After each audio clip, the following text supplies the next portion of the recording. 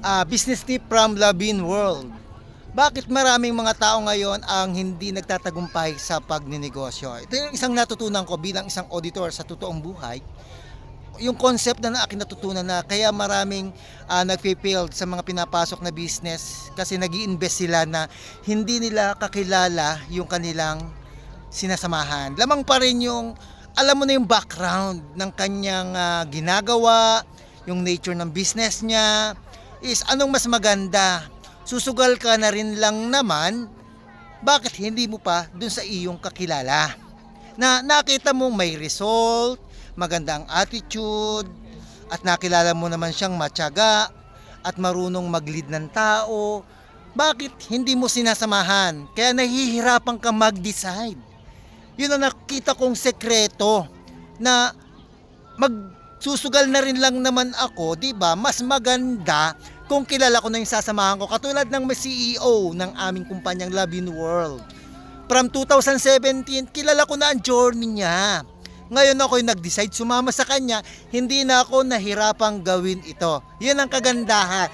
At ayan o, kagandahan, kasama ko ang mga dito, yung mga kasama ko sa business partner. Kilala ko sila, hindi mahirap samahan.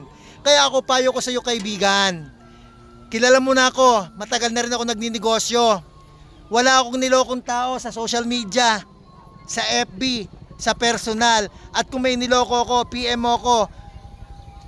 Di ba napakasarap magsimula ng business kung kakilala mo, naririnig mo ko, hindi ka ba nai-inspire?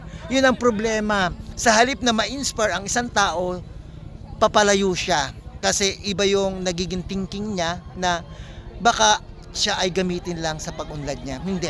Isipin niyo, kung di ako nagtiwala sa may-ari nito, hindi ako natutumunang tumulong. Tinulungan ko ang may-ari nito na makapagdagdag ng sales sa company. Pero, nung ako'y tumulong, anong binalik sa akin? May pre-travel kami ngayon sa Taiwan. Yan ang kagandang nagtiwala ako. Ngayon, ako'y nagtiwala, binigay niya yung mga benefits na para sa akin. Ganon din sa'yo.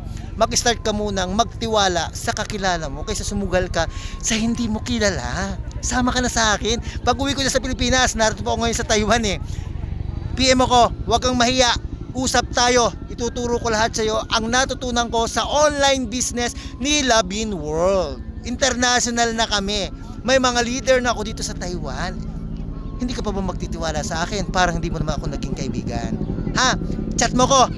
Tulungan lang tayo. Tiwala sa isa't isa. Huwag kang magdududa. Kasi ang unang puhunan sa pagninegosyo ay tiwala sa isang makakasama mong gagawin ang negosyong papasukin mo. Maraming salamat at nawa nakadagdag ako sa iyo ng dagdag idea. Thank you!